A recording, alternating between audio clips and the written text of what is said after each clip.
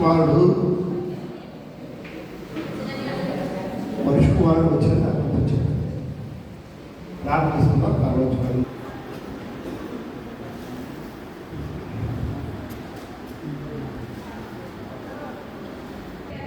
వ్యాధి కనిపించినప్పుడు మనుషు కుమారుడు ఈ లోకంలోకి వచ్చినది ఎక్కడితో ప్రభు చెప్పిన మాట్లాడుతాం. యేసు ప్రభుని మనం సాధారణంగా ఒక కామన్ ఏదో దేవుడు అనుకుంటాం, కానీ కామన్ మ్యాన్గానే ఆలోచిస్తాం. యేసయ్య ఈ లోకంలో రక్షించడానికి వచ్చాడు. ఒక పేద కన్య గర్భాన పుట్టాడు, పశుశాలలో పుట్టాడు, ఆ పశువుల తొట్టులో పడుకున్నాడు, వంటకి పని చేసుకున్నాడు. 3.5 సంవత్సరాలు ఆ కలవయ్య సమయ యువదయ ప్రాంతాలంతా కార్యాలను నడిచి సువార్త ప్రకటన చేశాడు. రోగులు స్వస్థపరిచాడు, సిలువేయబడ్డారు, ప్రభుత్వాన్ని నిర్వహించారు. సాధారణంగా మన భావాలు ఎక్కువ ఆయన కామన్ మ్యాన్గా ఉంటాయి. పుట్టు క్రైస్తవులు మనకి ఆయన కామన్ మ్యాన్గా ఉంటే అన్యుకి ఇంకా మనకు అతి సామాన్యమైనటువంటి వ్యక్తి. కానీ క్రైస్తవులైనటువంటి మనము ఈ లోకం ప్రభు యొక్క గొప్పతనాన్ని, ప్రభు యొక్క ఆధిక్యతను గుర్తిస్తాం. ప్రభు ఎంత గొప్పవాడు ఆలోచించలేదు. ఆ అంశాన్ని, ఆయన యొక్క ఔన్నత్యాన్ని, ఆయన యొక్క గొప్పతనాన్ని, ఆయన యొక్క మహోన్నతను సామాన్య మానవుడు, సామాన్య క్రైస్తవుడు హృదయాల్లో ఆయన గురించి ఆలోచించేటటువంటి పరిస్థితిలో ఉంటున్నాడు. ఆయన ఆలోచిస్తే పర్వతం గురించి మనం ఆలోచించాలి.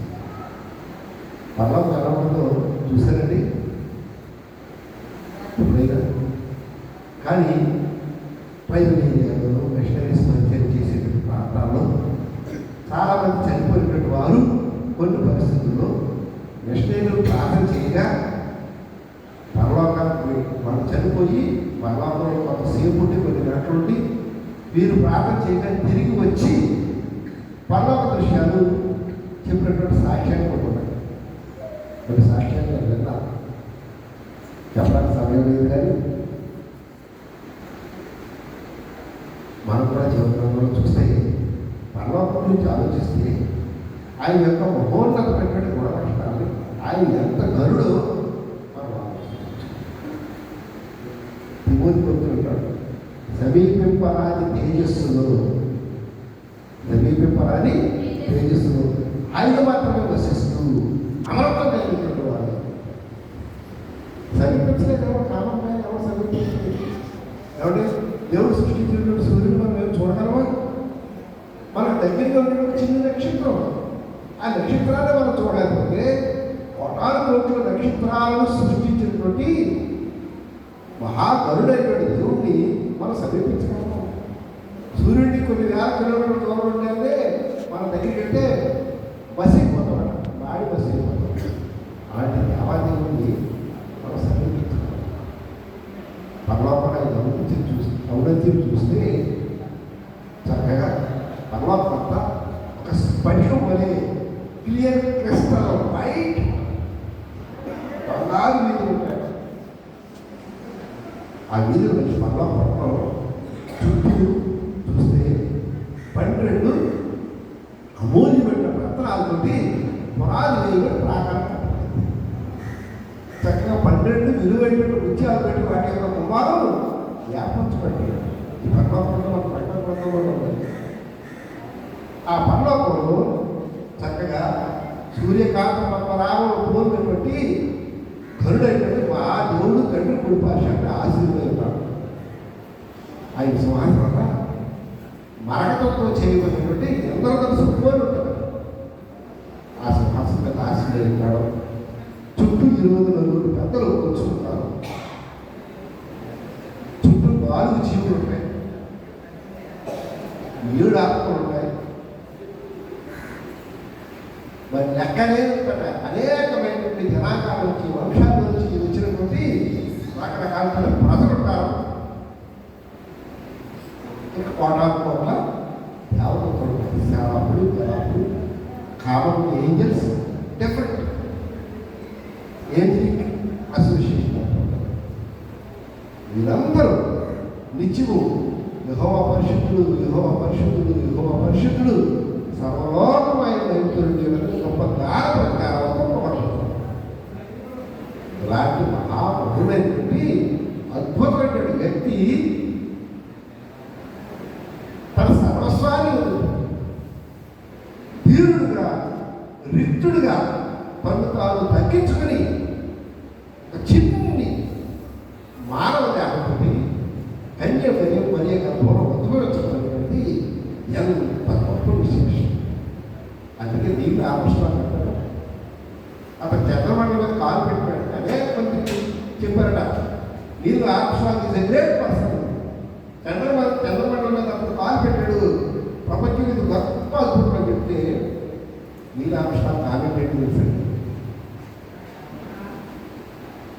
నేను చంద్రమండలం మీద అడుగుపెట్టడం విశేషమైన విషయం కాదు.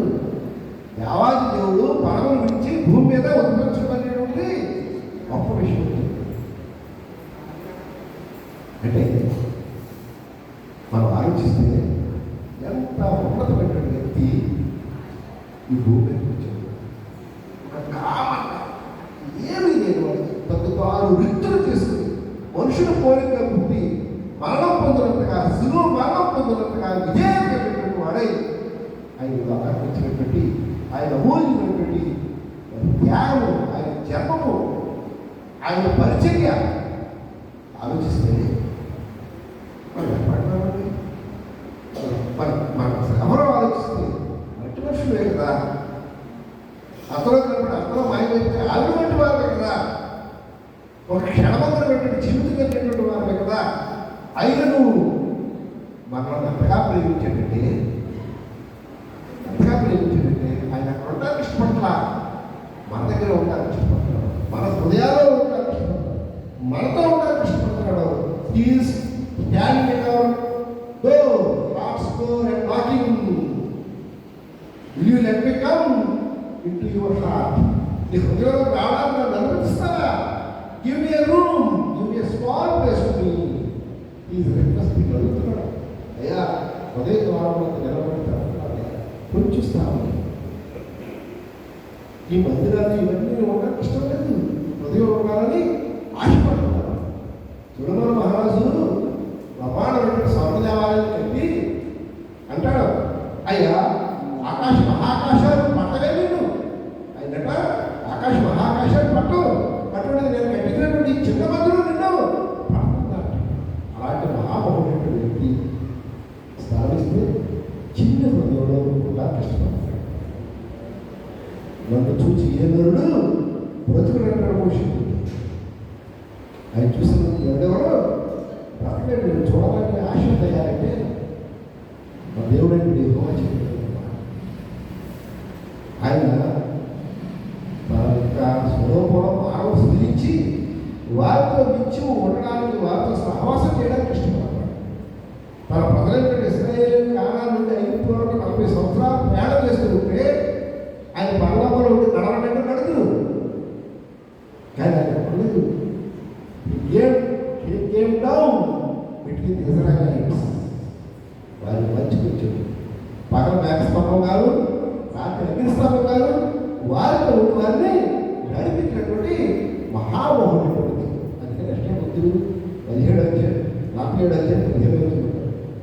మహాగణుడు, మహోన్నతుడు, మహోన్నతమైనటువంటి పరిశుద్ధ స్థానంలో నివసించేవాడును ఎలా సంరక్షించేవాడు. నేను మహోన్నతమైనటువంటి పరిశుద్ధ స్థానంలో నివసించేవాడు ఆయనను వినయం కలిగినటువంటి వారి ప్రాణం ఉజ్జీవింపు చేటుకులు, నలిగినటువంటి వారిని ఉజ్జీవింపు చేటుకులు, నేల మనసులు ఎందరూ వినయం గల వారి వద్దను నేను నివసించడానికి ఇష్టం. ఎక్కడో పట్టుకుంటాను. బెత్లెహేములో 2024 సంవత్సరాల క్రితం బెత్లెహేములో పట్టుకుంటూ పాకలో పుట్టడం కాదు ప్రభు. మన కోరిక మన హృదయాల్లో జరిగించడానికి ఇష్టం. ఆయన కావాల్సినటువంటి ప్రదేశం ఈ హృదయమే. హస్తకృతమైన ఆలయాలు అయినా నివసించడానికి ఇష్టపడుతున్నాడు. యు వాంట్స్ యువర్ హార్ట్, నీ హృదయాన్ని కావాలి. అంటాడు ఆయన అంగీకరించాలి.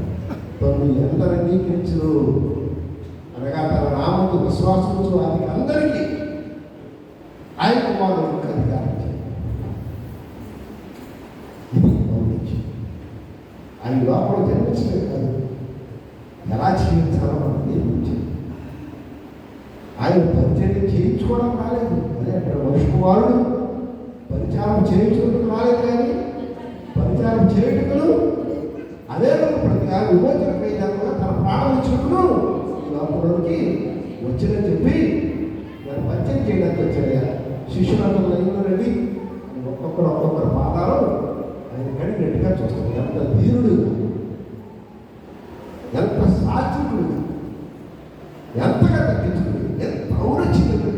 మన ప్రభు ఈ లోకాన్ని మనం చేయడానికి కారణం ఏంటంటే మనం కేవలం రక్షించాలి.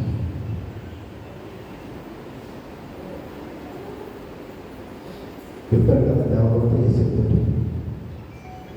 ఆమె ఒక కుమారుడు తన ప్రజలు వారి పాపం నుండి ఆయన రక్షించు, ఆయన ఏసాడు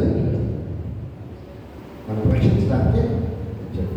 ఈ రక్షణ బాధ్యతటువంటి మన దేవుడు అంతా మనందరికీ అవ్వడం మనం పొందుకోవాలనేది మన యొక్క చిత్తం. దేవుడు తన స్వచ్ఛతాన్ని బట్టి కాదు, మన చిత్తాన్ని బట్టి నువ్వు పొందుకుంటావా.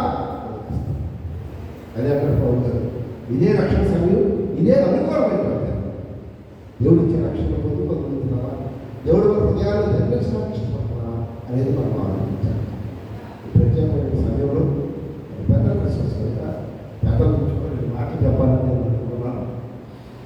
ఈరోజు చదవబడిన వాక్య భాగం చూస్తే అపోస్తలుడైన పౌలు విలేజ్లో ఉండి ఎఫెసులో ఉండి సంఘ పెద్దలకు సుమారు 40 కిలోమీటర్ల దూరం నడిచొచ్చారు. వారి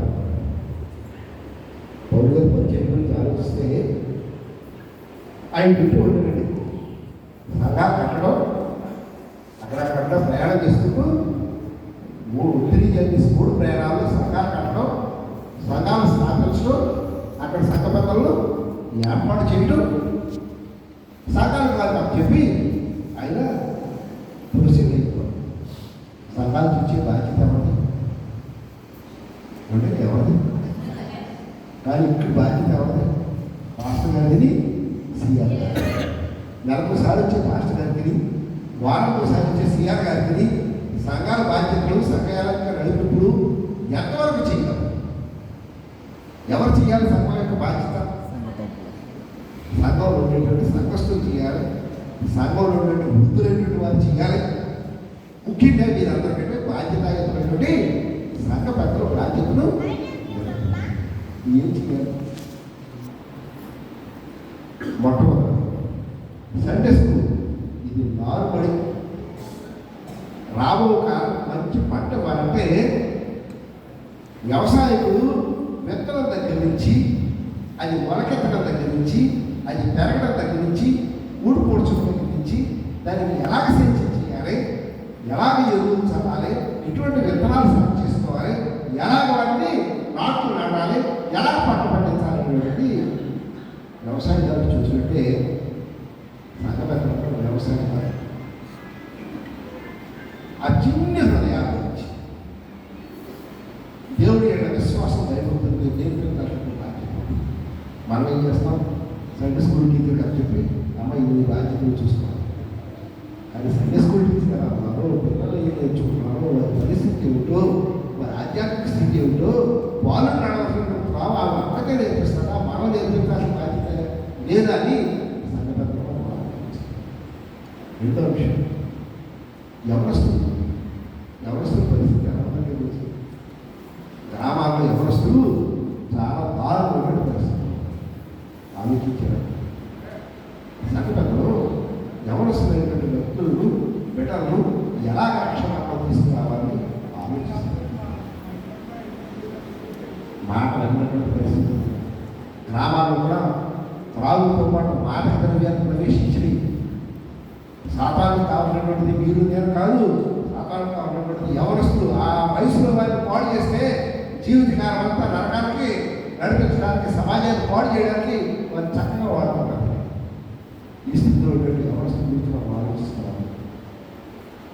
పెద్దలు 5, 6, 10 మంది కూర్చొని అసలు ఈ గ్రామాన్ని మనం ఎలా పోవచ్చిందని, ఈ సండే స్కూల్ పిల్లలకి ఎలాగ మనం ఆధ్యాత్మికంగా చక్కటి రిట్రీట్లు కానీ మంచి బోధనలు కానీ ఏర్పాట్లు చేసి వారిని ఎలా అభివృద్ధి చేయాలని ఆలోచిస్తున్నాం.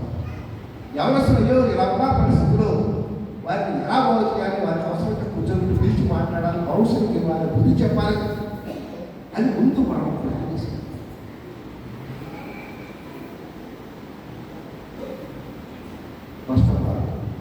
అసలు క్రమశిక్షణ మన దగ్గర ఉందా?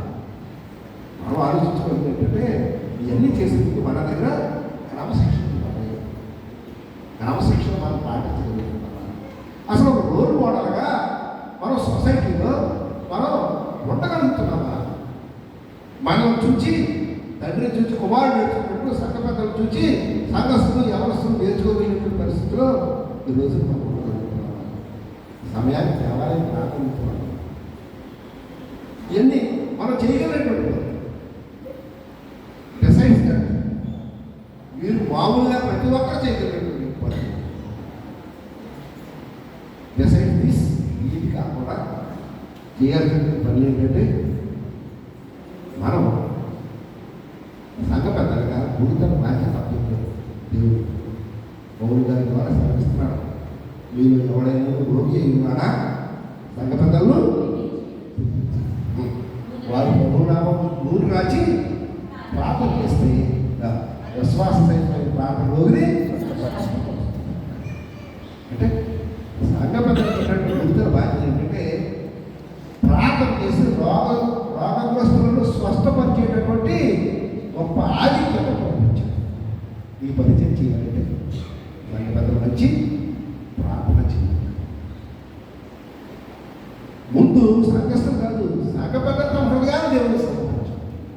సంఘ పెద్దలు తమ హృదయాలను దేవుడికి సమర్పించారు.